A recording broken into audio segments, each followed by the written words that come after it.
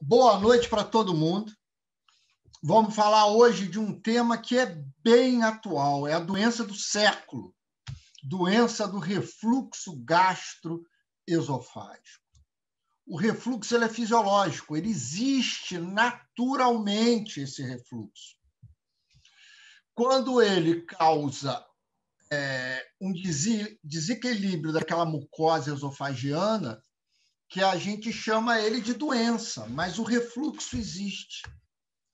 Então, lembram da nossa primeira aula, da nossa aula anterior, quando eu falei de doença ulcerogênica ácido péptica, que no século passado quase não se falava de doença do refluxo. Depois que apareceu o bloqueador de bomba de prótons e a erradicação do Helicobacter pylori, a doença do refluxo começou a aparecer. A queixa daquela queimação retroesternal começou a ficar mais evidente. Havia dúvida no início. Por que essa clínica aparece agora e não aparecia antes? Existem duas teorias. A primeira é que a clínica da úlcera e da gastrite é mais exuberante que a do refluxo. Então, a doença do refluxo acabava sendo subestimada. E hoje a gente já sabe também, a segunda teoria, que algumas cepas do Helicobacter são protetoras da mucosa esofagiana. Então, essa erradicação em massa que começou a ser feita do Helicobacter pode ter predisposto ao aparecimento da doença do refluxo. Então, as duas teorias elas são bem aceitas e se completam. Hoje se acredita que são as duas coisas.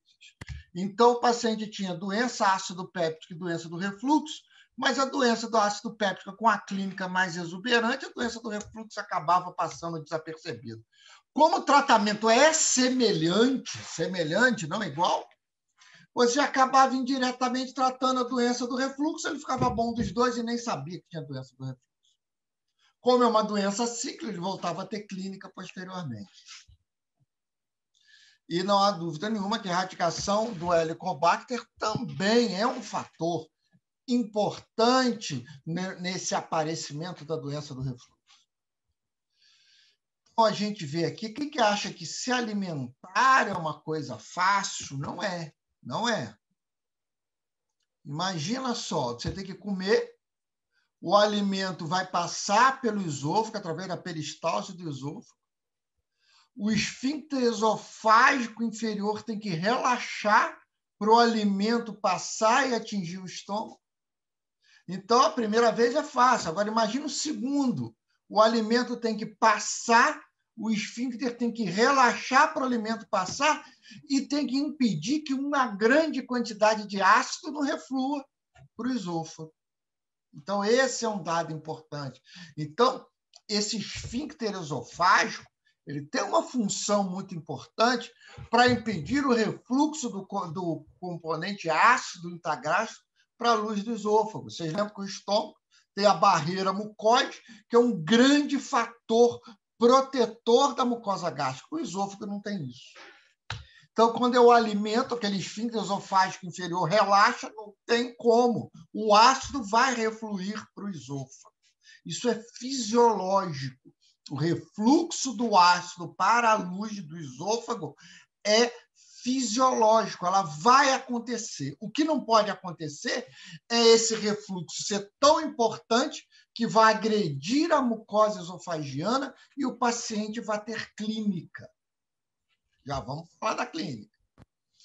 Então, existiam várias definições. Começou-se com sintomas e alterações endoscópicas e histopatológicas. Depois descobriu que não necessariamente eu preciso ter essas alterações. Em 1998, falava que eram alterações importantes da mucosa esofágica. E hoje, depois no consenso de 2005, a gente sabe que há manifestações extraesofagianas também, como sinusite de repetição, exacerbação de doença asmática.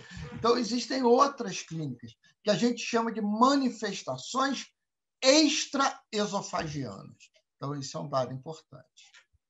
Então, a doença do refluxo é uma afecção crônica. decorrente do fluxo retrógrado de parte do conteúdo gastro e duodenal também. Então, eu posso ter refluxo, inclusive, de bile. Vocês vão ver a importância disso mais para frente. Então, existiam N teorias para explicar por que o ácido vai refluir. Então, vocês lembram que... Vamos voltar aqui 2 slides.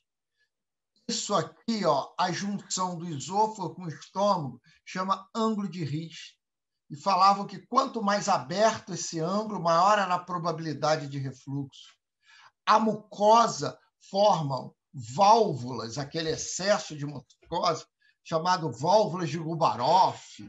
Então, acreditava-se que essas válvulas formadas pela mucosa muscular da mucosa também faziam parte do esfíncter que evita que o ácido vá subir. Hoje sabe-se que não há nada disso. O principal fator que impede o refluxo é o esfíncter esofágico inferior. Tá? Então, a hipotonia, a diminuição desse tônus no esfíncter esofágico, esse aumento de pressão sobre o esfíncter esofágico, leva à falência de impedir esse refluxo. Isso pode ocorrer devido à própria musculatura intrínseca do esôfago distal, que é um dos formadores do esfíncter esofágico, quando as próprias fibras musculares do cardio. O movimento do diafragma, o ósseo, o hiato diafragmático, também atua mantendo esse tônus. Então, esse diafragma mais hipotônico também predispõe.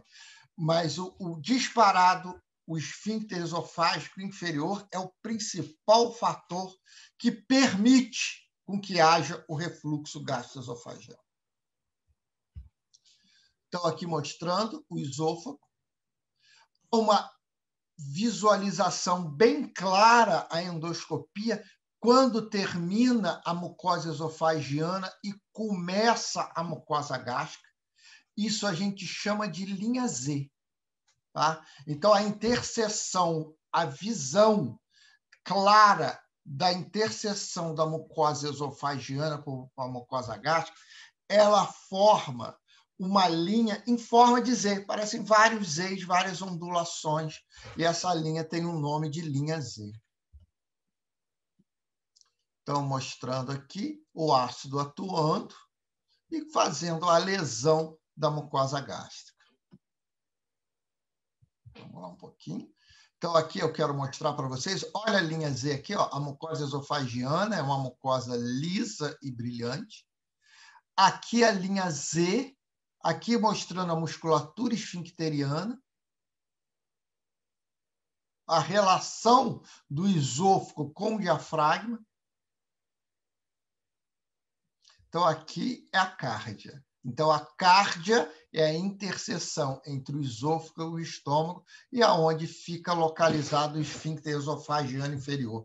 Não necessariamente igual está aqui, sobre a linha Z. Esse parâmetro existe, mas nem sempre isso é verdadeiro. Eventualmente, vocês já escutaram falar em hérnia de hiato. O que é uma hérnia de hiato? É uma doença comum, 70% mais ou menos da população tem hérnia de hiato.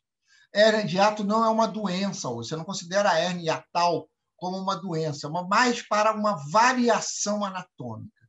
Isso quer dizer o quê? O normal é o diafragma coincidir mais ou menos com a linha Z. Ele pode estar até 2 centímetros acima ou 2 centímetros abaixo. Então, essa linha Z, que é a linha da interseção do esôfago com o estômago, normalmente ele tem que coincidir com o pinçamento diafragmático. Como é que eu vejo isso na endoscopia?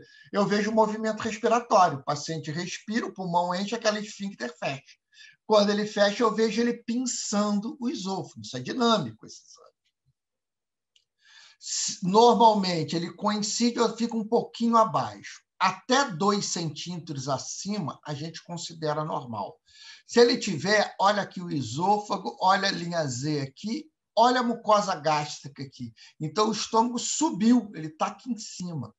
Quando ele está mais de 2 centímetros do pinçamento diafragmático, a gente chama isso de uma hérnia hiatal. O que é uma hérnia? É quando o conteúdo sai de um local e vai para outro local. Então, aqui mostrando mais uma vez o esfíncter esofágico inferior comprimido, evitando que haja o refluxo. Se esse esfíncter for hipotônico, ele permite que haja um refluxo em grande quantidade. Mais uma vez, o refluxo gastroesofagiano é fisiológico. Eu tenho ele naturalmente. Eu tenho que ter ele. Tá? Por quê? Porque quando o esfíncter esofágico inferior ele tem que relaxar para o alimento chegar no estômago. Se ele não relaxar e ele ficar hipertônico, o paciente tem disfagia.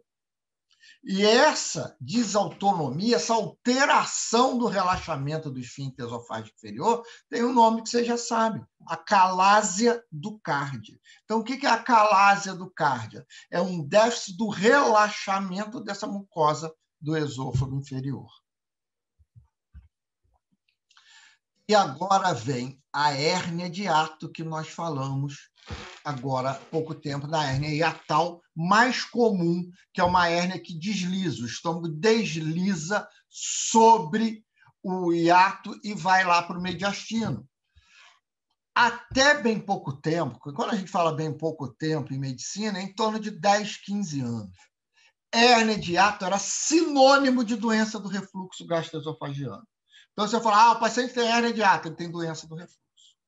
Então, no final da década de 80, início da década de 90, isso era praticamente sinônimo. Você falar, o paciente tem doença do refluxo, ele tem hérnia de hiato. Hoje, a gente sabe que isso não é verdade. Existe uma associação entre a hérnia de hiato e doença do refluxo. Eles caminham frequente.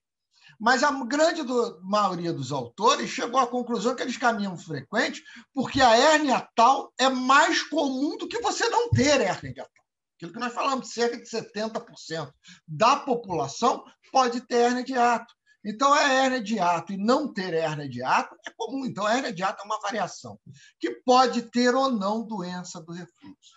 Então, muitos pacientes que têm hérnia de hiato não têm doença do refluxo. E mais interessante, 30% a 50%, quer dizer, 1/3, a metade dos pacientes que têm doença do refluxo não tem hérnia de hiato. Então, isso é um dado importante. Então, esqueçam de doença do refluxo como sinônimo de hérnia de hiato. Você pode ter a doença do refluxo sem hérnia de hiato e eu posso ter hérnia de hiato sem doença do refluxo. Tipos de hérnia. Eu tenho a hérnia que eu mostrei para você, eu vou mostrar tudo de novo, que é a hérnia do tipo 1, que é a hérnia por deslizamento, o estômago passa pelo hiato esofágico. Eu tenho a hérnia do tipo 2, que é paraesofagiana, só o fundo que sobe. E a hérnia do tipo 3, que é um conjunto, quer dizer, é uma associação, é uma associação entre a hérnia de deslizamento com a hérnia paraesofagiana. Vamos mostrar agora para vocês, então, o que eu vejo naturalmente. Isso aqui é o normal.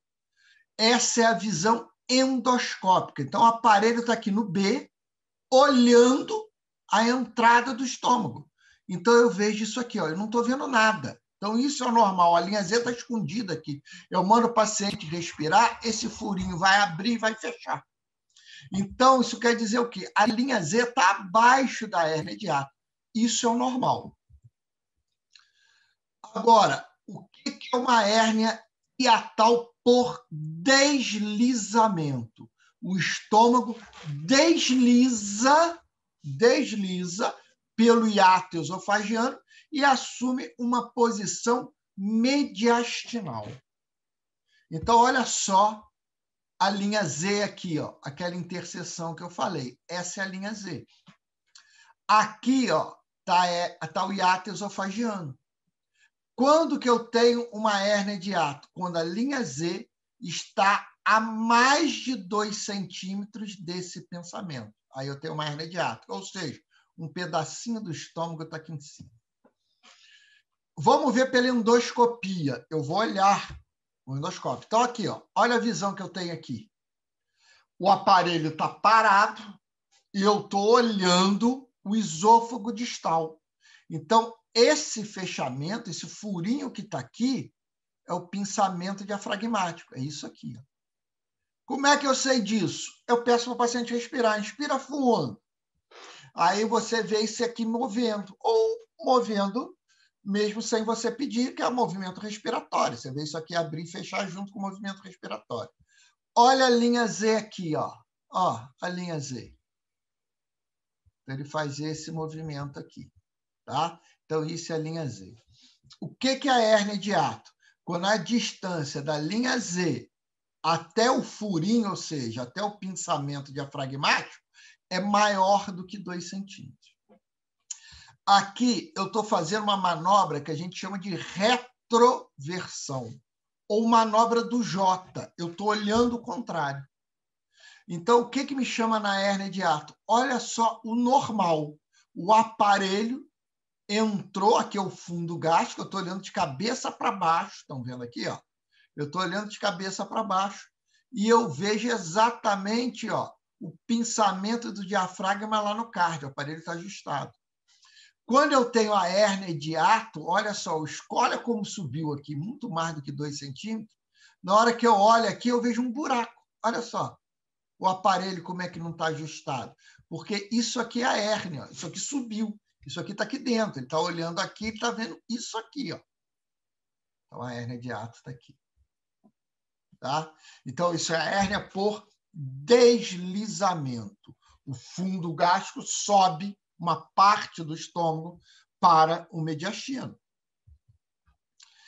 Hérnia paraesofagiana, paralelo ao esôfago.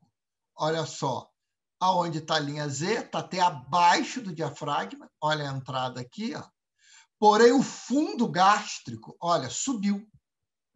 Está paralelo ao esôfago dentro do mediastino. Essa hérnia é uma variação anatômica, a hérnia de hiato. Isso não faz nada, conduta expectante, não faz nada. Se o paciente tiver doença do refluxo, você trata clinicamente a doença do refluxo. Mas a hérnia de hiato não é indicação cirúrgica. Hoje a gente considera uma variação anatômica.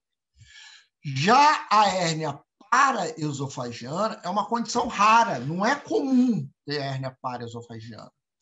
E quando você dá esse diagnóstico, a hérnia paraesofagiana é de indicação cirúrgica. Então, as hérnias paraesofagianas são cirúrgicas.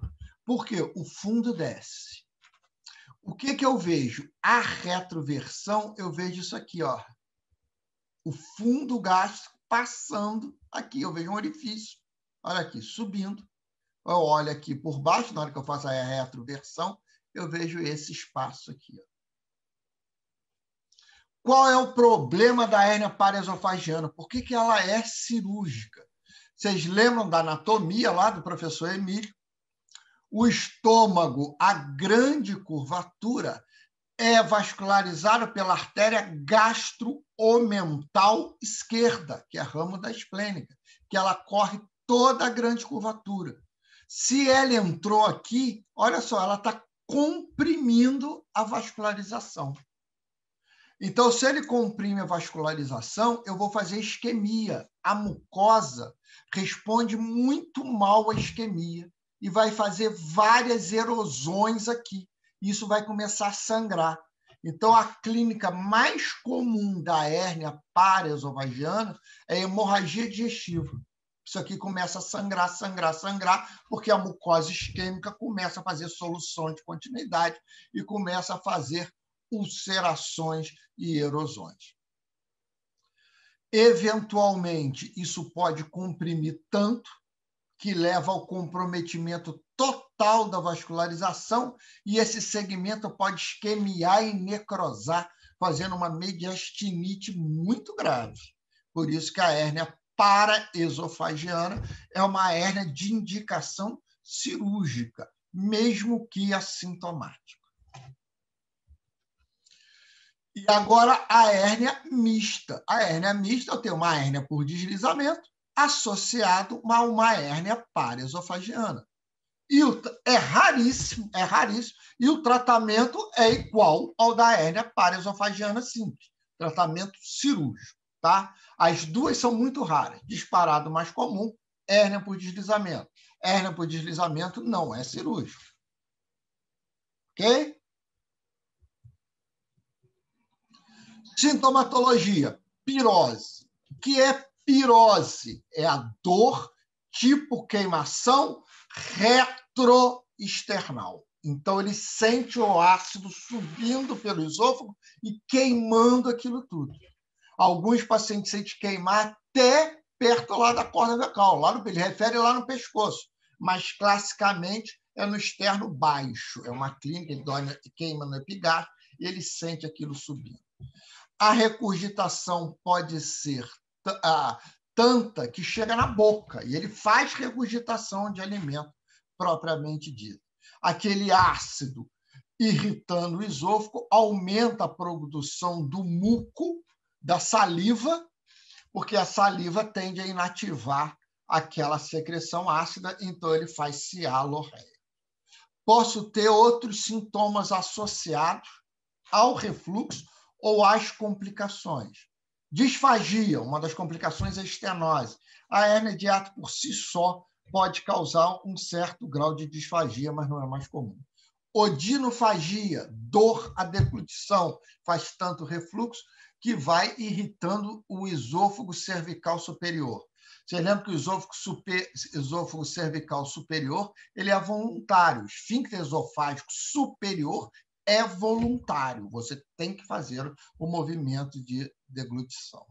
Se você fica fazendo muito refluxo, você se alimenta mal, pode evoluir com perda de peso.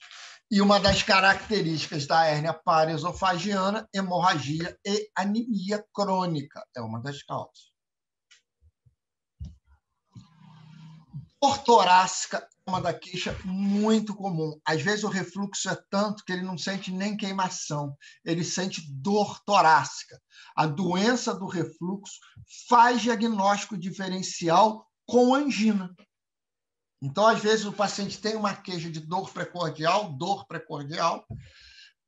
ele faz um exame cardiológico, é normal, o cardiologista acaba encaminhando para uma endoscopia, encaminha para o gastro, você faz, ele tem esofagite, você trata a esofagite, some essa dor precordial.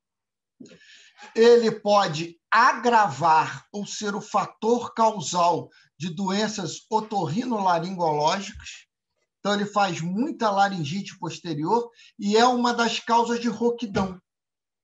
Então, isso aí você ainda consegue ver endoscopia. Quando você vai passar o aparelho, você vê a corda vocal, você lembra da anatomia da laringe, você tem as duas cartilagens aritenoides, uma de cada lado ali na corda vocal, uma de cada lado da laringe, e você faz um edema daquela área. Então, o paciente faz muita rouquidão. Ao contrário da rouquidão normal, que é por você utilizar muita corda vocal, essa rouquidão é mais quando o paciente acorda, porque durante a noite, na posição deitada, aumenta o refluxo, por causa da própria posição que o paciente toma. Então, ele faz muito refluxo durante a noite e ele acorda com rouquidão. Ao agravamento dos sintomas respiratórios, então o paciente pode ter tosse crônica, fazer pneumonia de repetição por broncoaspiração séptica crônica, piorar a asma e as bronquiectasias.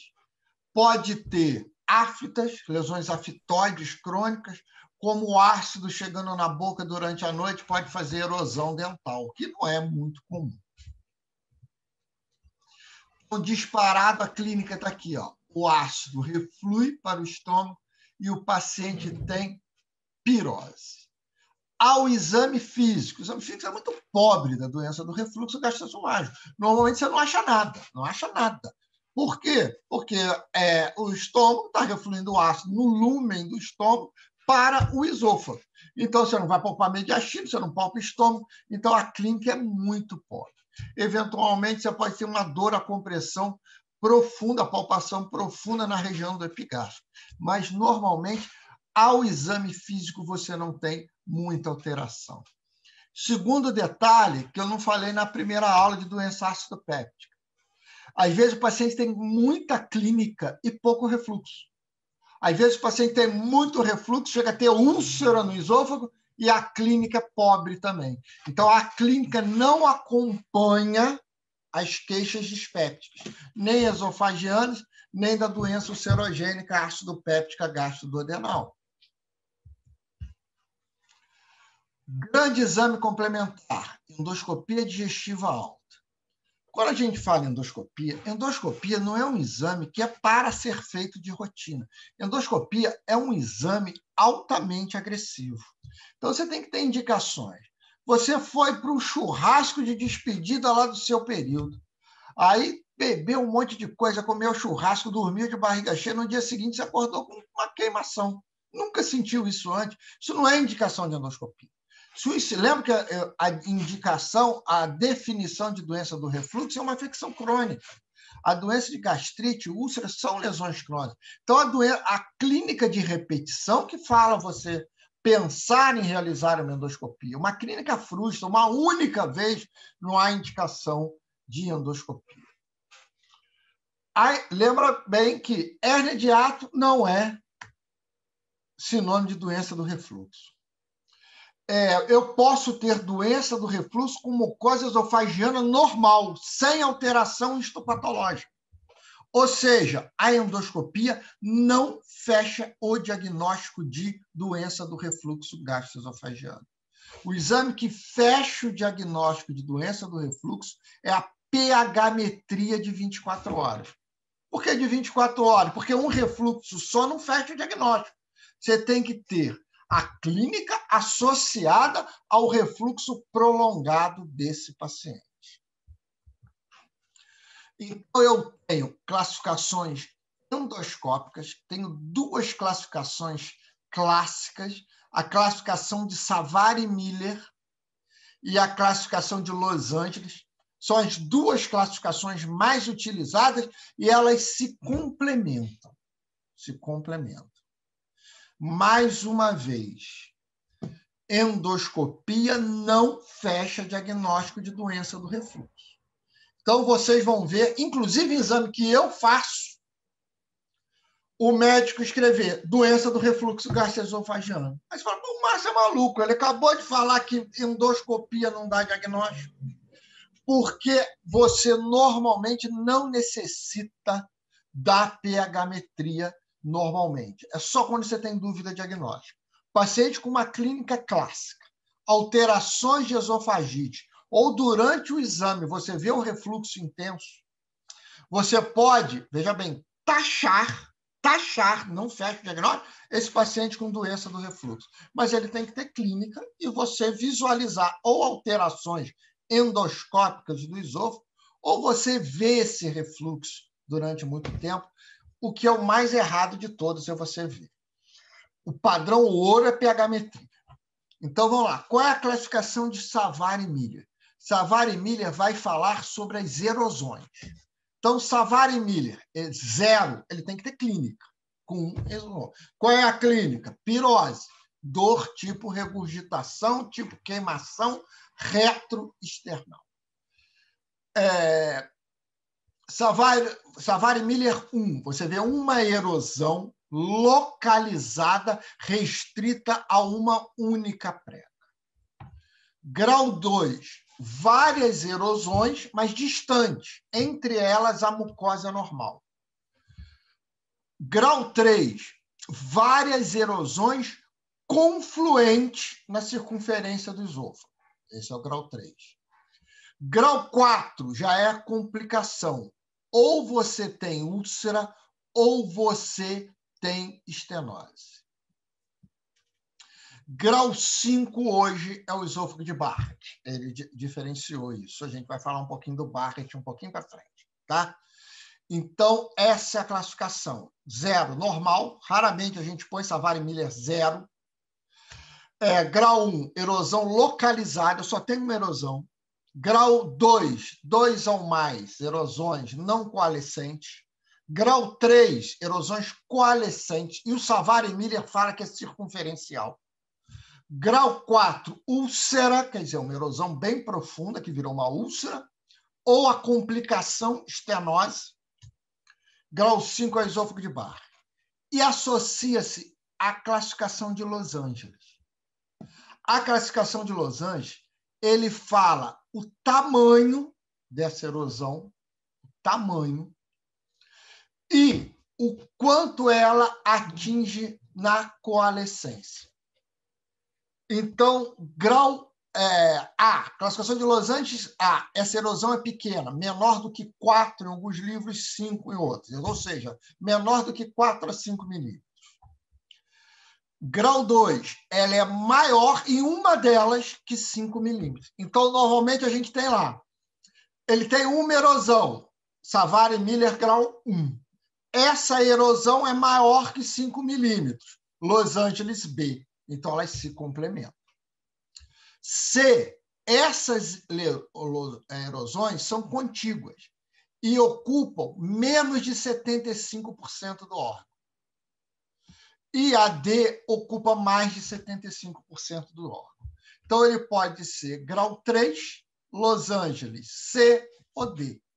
Tá? Grau 4 e grau 5 são as complicações, e a Los Angeles não fala isso. Los Angeles só me dá a erosão. Então, isso são dados importantes que vocês vão ver e tem relação com a gravidade da doença erosiva.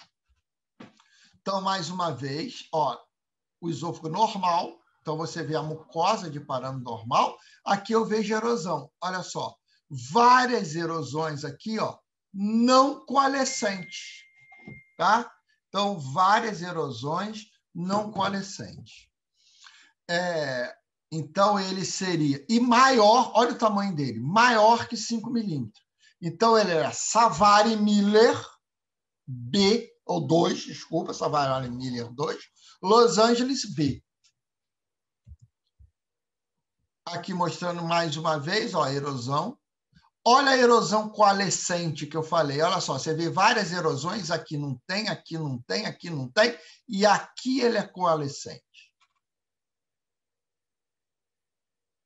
Tá? Então, se ela é coalescente, olha só, o Savary Miller fala que ela tem que ser circunferencial. Aí ela é grau 3. E o grau 2 não é coalescente, mas ele é coalescente em uma parte muito pequena. Então, a gente coloca assim, antigamente colocava Savary Miller, grau 3/4, grau 2/3. Olha só. Então, é confuso. Então, normalmente, a gente põe Savary Miller 3, Los Angeles, vamos voltar aqui, Los Angeles C, menor do que 75%. Mais uma vez, ó, aqui você já vê, olha como é que a luz está diminuída, então já é uma complicação que é estenose. Normalmente esse paciente tem disfagia, o aparelho tem dificuldade de passar por aqui. Vocês veem aqui, ó, olha a luz normal, e aqui vocês veem a estenose. Então o aparelho passa aí com dificuldade. Mais uma vez mostrando, vocês viram a erosão, como é que ela é bem superficial, ó, parece uma afta, uma lesão aftoide. Olha a úlcera aqui, ó, ela é profunda. E quando cicatriza, vocês sabem que a última fase da cicatrização, a fase de maturação, é característica pela retração da cicatriz. Então, quando essa lesão cicatriza, ela retrai e faz estenose. Grau 5 está aqui. É o esôfago de Barrett. Não é Barrett, tá? É Barrett o nome dele. O que é o esôfago de Barrett? É uma metaplasia intestinal. Isso é um dado importante. Você pode ter 2 tipos de metaplasia. A metaplasia gástrica e a metaplasia intestinal. Por que o esôfago faz metaplasia? Porque o ácido fica irritando. O esôfago, ele não suporta esse meio ácido. Então, a mucosa ácida, ela se transforma em outra mucosa mais resistente ao ácido. Comumente, em metaplasia gástrica. Metaplasia gástrica não é esôfago de Barrett, porque não é lesão pré-maligna. A lesão pré-maligna é a metaplasia intestinal. Ou seja, eu tenho que ter uma incompetência do esfíncter pilórico que permite o refluxo da secreção duodenal para o estômago e um refluxo da secreção do estômago para o esôfago. Então, acaba chegando nesse esôfago irritantes ácidos e irritantes alcalinos, no caso, a bile e suco pancreático. Então, ela vai fazer uma alteração. Como é que eu vejo essa alteração em endoscopia? A linha Z, ela cresce. Então, o Barrett clássico, tá? Ele é circunferencial, 2 centímetros acima da linha Z. Então, você vê a circunferência toda vermelha. É muito raro. O mais comum é o Barrett curto, ou short Barrett, aonde você vê prolongamento digitiformes. Aqui, ó, a linha Z está aqui embaixo, ó, e você vê um prolongamento digitiforme aqui. Ó. Aí você vê em biopsia. Se vir mucosa gástrica, tudo bem. Não é lesão pré-maligna. Se vir Barrett, é lesão pré-maligna. Tá? Predispõe ao adenocarcinoma. Todo Barrett vira adenocarcinoma? Não. Isso é um ponto possível. Tratamento no Barrett é o tratamento da doença ulcerogênica ácido péptica. Mais importante até que a metaplasia intestinal é o grau de displasia. Então, metaplasia é a mudança do epitélio para o outro. A displasia já é uma mudança arquitetônica que leva a uma alteração e essa célula passa a ter um comportamento mais invasivo. Você tem as displasias leve, grave e severa, ou intensa. Displasia severa ou displasia intensa, essa sim é a grande lesão pré-maligna que a gente tem que tomar cuidado. Vamos falar mais para frente, então? Qual é a conduta? Eu estou com dúvida diagnóstica. Então, eu faço endoscopia. Endoscopia não é o padrão ouro, mas ela me guia muito. Se eu fizer uma endoscopia e tiver esofagite, acabou, é doença do refluxo. Ele tem esofagite, então o ácido irritou. Tiver Barrett, é doença do refluxo. Acabou, não preciso de nada. Se eu tenho uma dúvida, eu faço pH-metria. Vocês já sabem que para ter o refluxo, eu tenho que ter hipotonia da mucosa, do esfíncter esofágico inferior. E eu tenho que ter a localização do refluxo acima do esfíncter esofágico inferior. Então, a manometria esofagiana é importante para avaliar a pH-metria. Então, a manometria acompanha a pH-metria. A manometria é importante no paciente que vai ser submetido à cirurgia.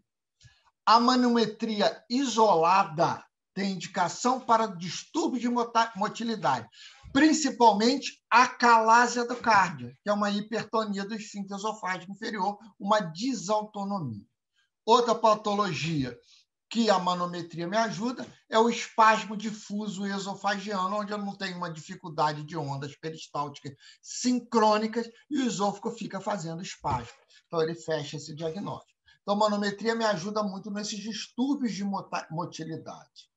Na doença do refluxo, ela só serve para me localizar aonde está o esfíncter esofágico inferior.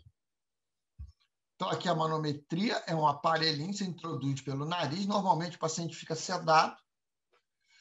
Você coloca mais ou menos ali na linha Z, ele tem vários eletrodos, e aonde ele vai medindo essas contrações à medida que a peristalse passa.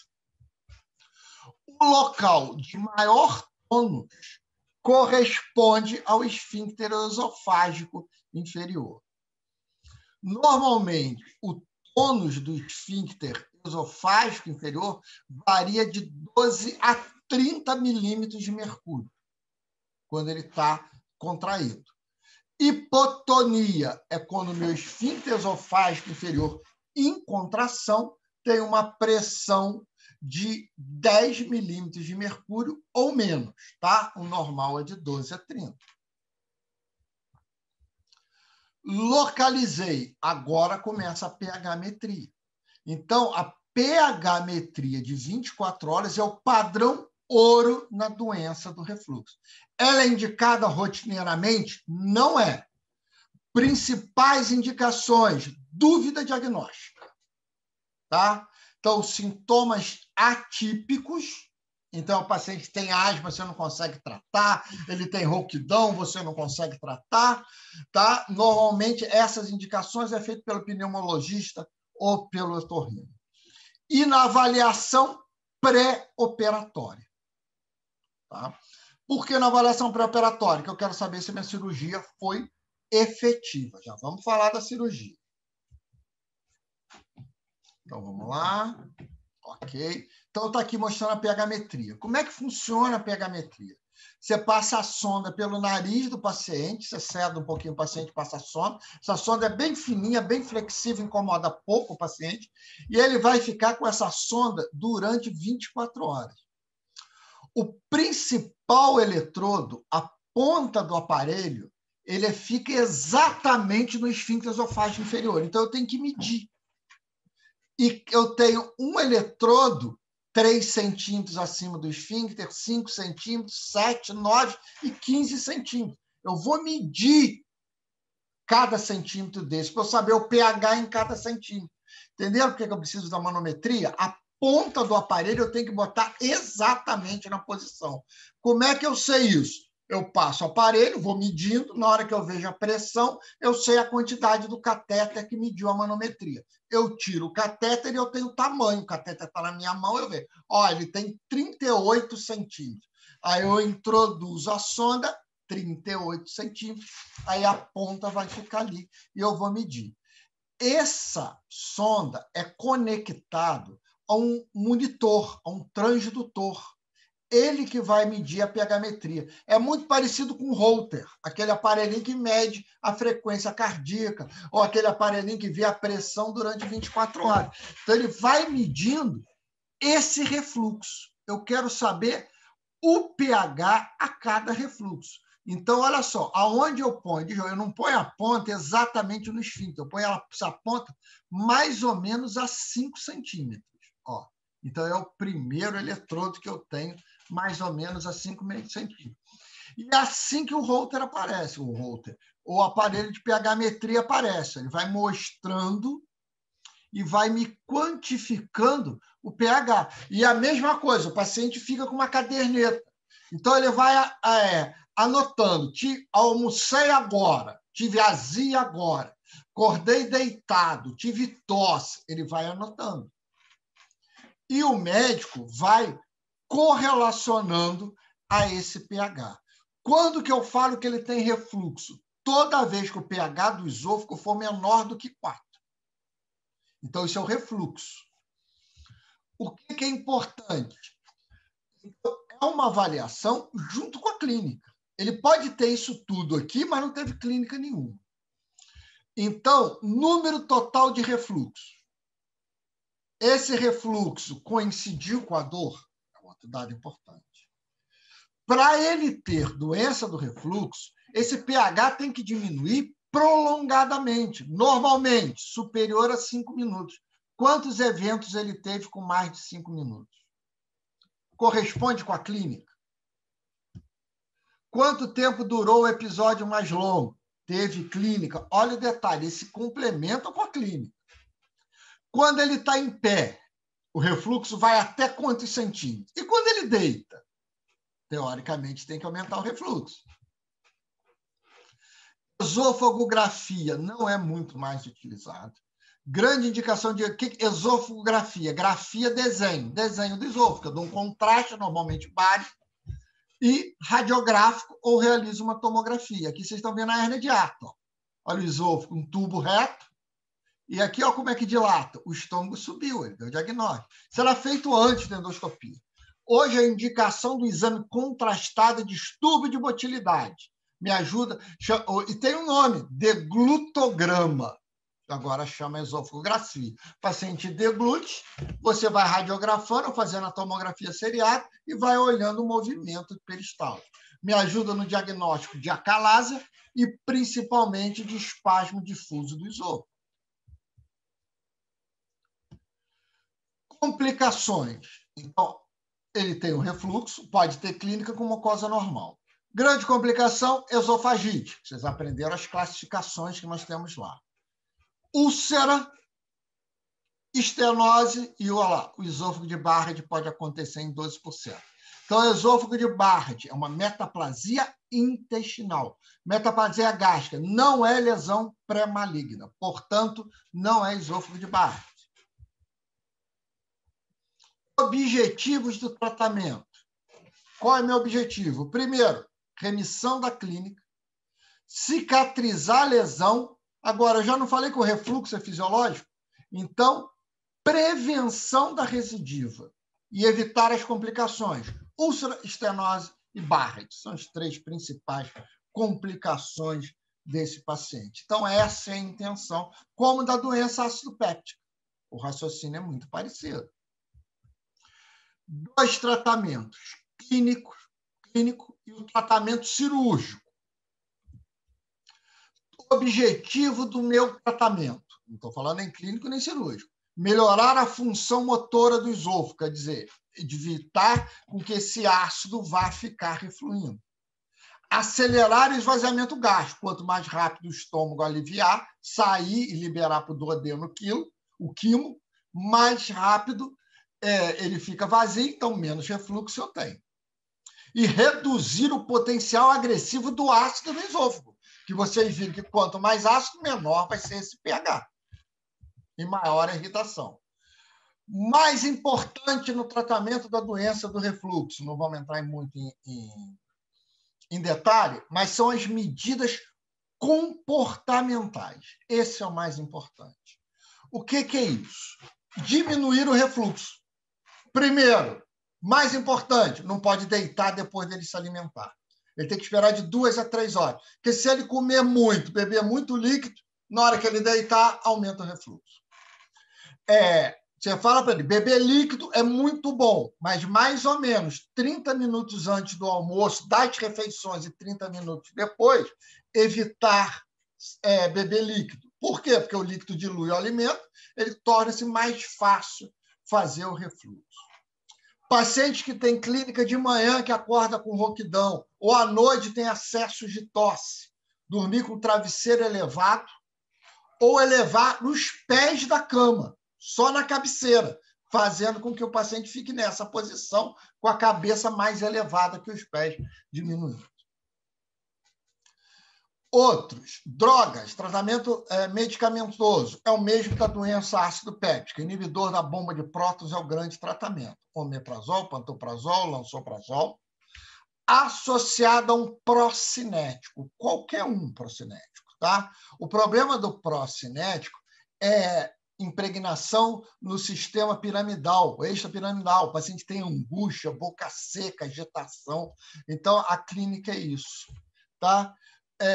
Mas tem que ser procinético, tem que aumentar, não serve antiemético. Existe um antiemético clássico, que é o Vonal, ele atua no sistema nervoso central só, ele diminui a percepção do vômito, ele atua na náusea, principalmente pós-operatória, ele não aumenta a motilidade.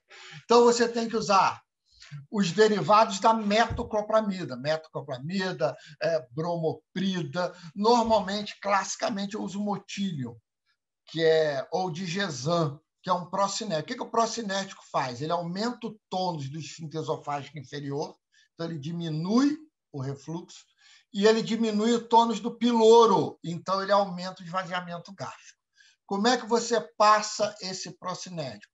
Normalmente, 15 a 30 minutos antes dos 2 principais refeições, almoço e jantar, e na hora de dormir. Normalmente, esse é o tratamento. Mais um bloqueador da bomba de prótons. Omeprazol, 20 a 40 miligramas de manhã. Tá? Não há nenhum estudo que fale se você fracionar de 12 em 12 é melhor. Mas o paciente tem muita clínica durante a manhã, durante a noite, eu acabo fracionando.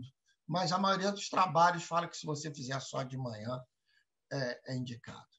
E existe uma cirurgia que aumenta o tônus do esfíncter inferior, que a gente chama de cirurgia de antirrefluxo, que tem várias técnicas.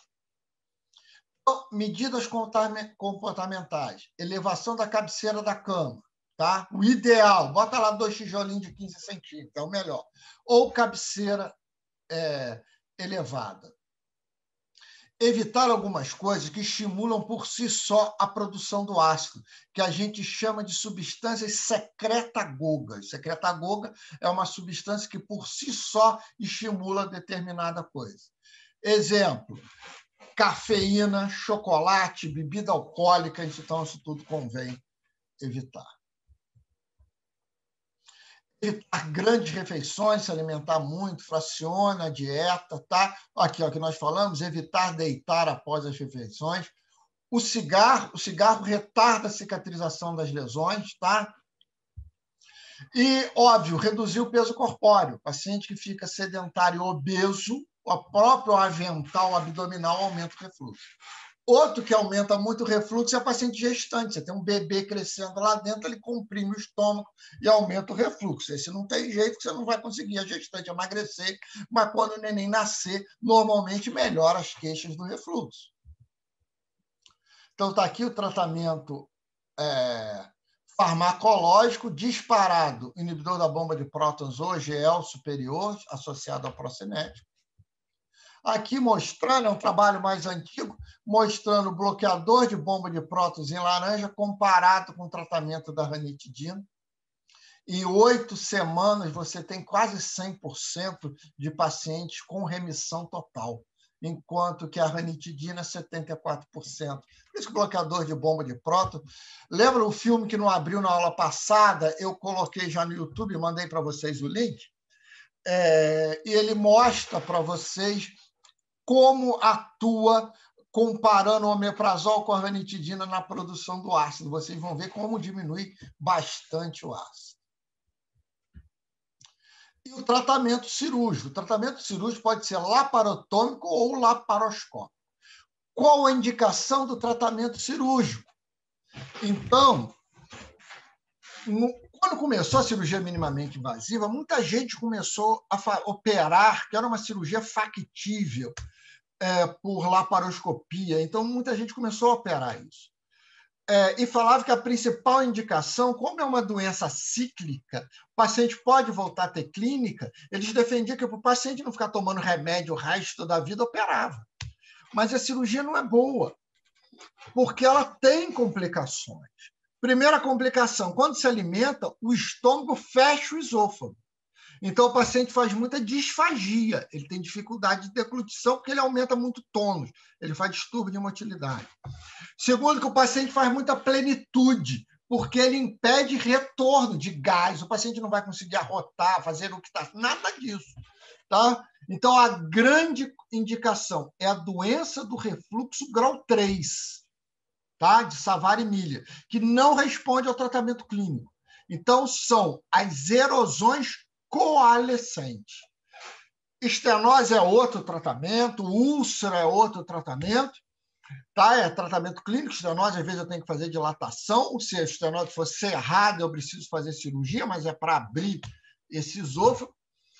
E o Barrett é o tratamento da doença ácido-péptica. Se o paciente tiver displasia acentuada, que é a lesão pré-maligna, você tem que retirar aquela mucosa. Pode fazer mucosectomia por via endoscópica, esclerose ou crioterapia, tá?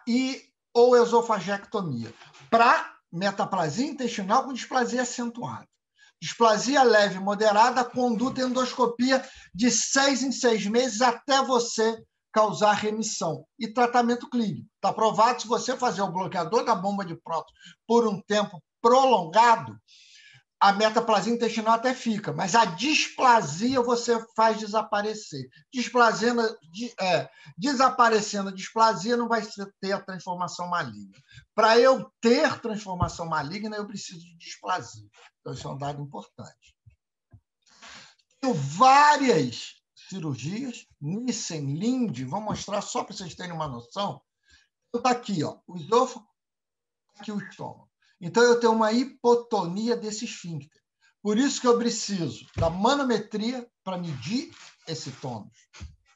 Para posteriormente. Olha só, ele vai descolando o hiato e descolou a grande curvatura do baço. Ó, solto isso tudo. Aqueles vasos curtos ou vasos retos que vêm para o fundo gástrico, eu ligo isso tudo, vou desinserir o estômago do baço. Olha a grande curvatura aberta. Olho bem a saída do esôfago da cavidade torácica para a cavidade abdominal. Vou abrir esse ato. Suturo os pilares diafragmáticos. Então, eu dou uma sutura aqui para diminuir esse espaço, para impedir que o estômago suba. Mas lembra bem, quando eu faço isso, eu trato uma hérnia de hiato. Mas isso não impede que haja o refluxo. O refluxo é o esfíncter esofágico. Então, o que eu faço? Olha só, eu reparei, estou puxando esse esôfago, olha o pilar fechado, já suturado.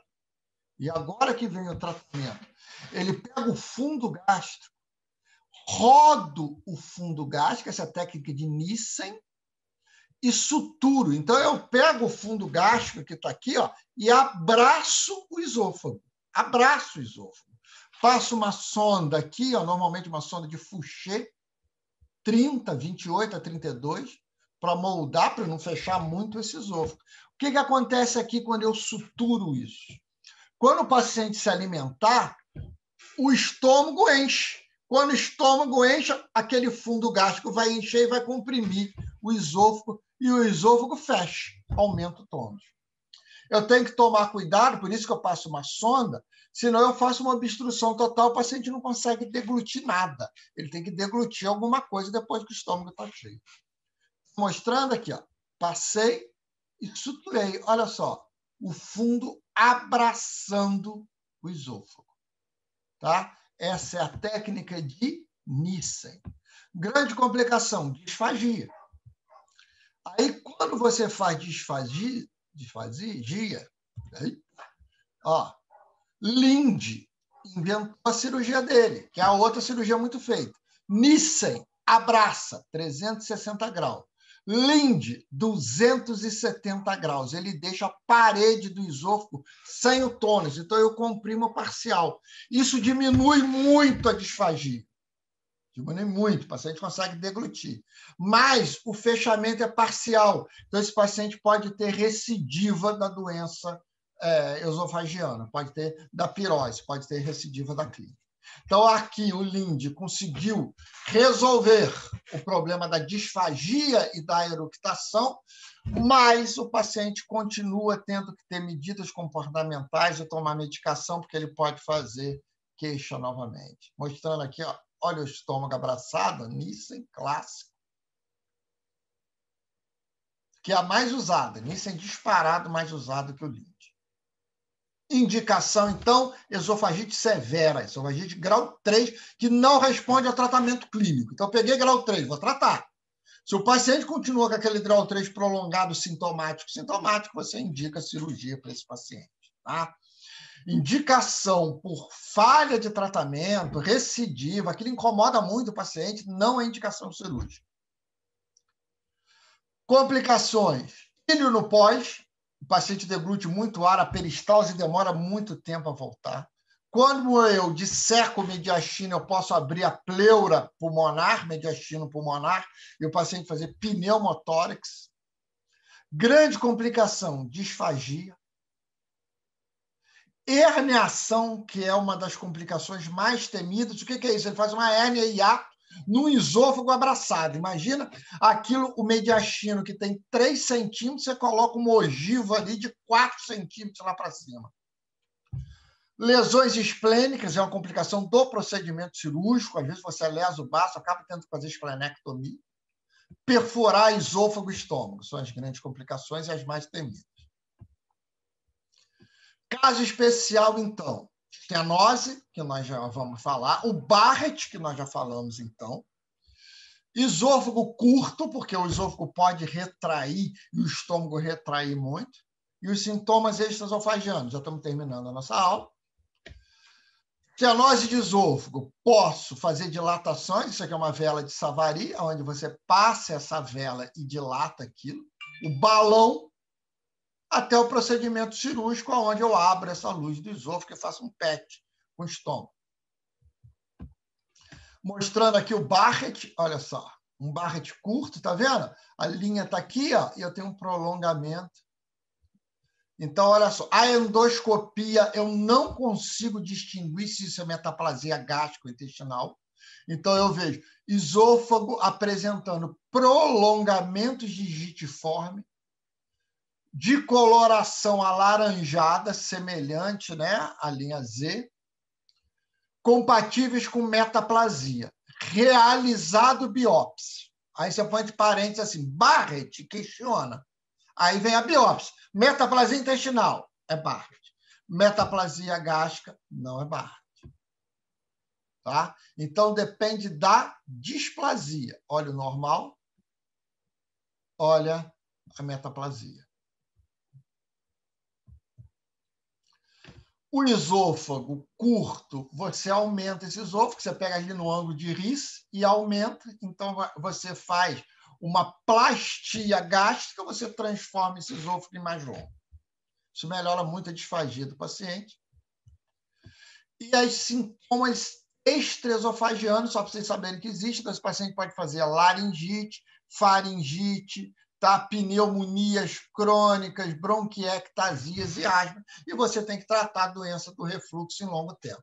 Paciente que tem sintomas extraesofagianos exuberantes e limitantes, fica tendo asma o tempo todo, esse paciente você pode indicar o tratamento cirúrgico também.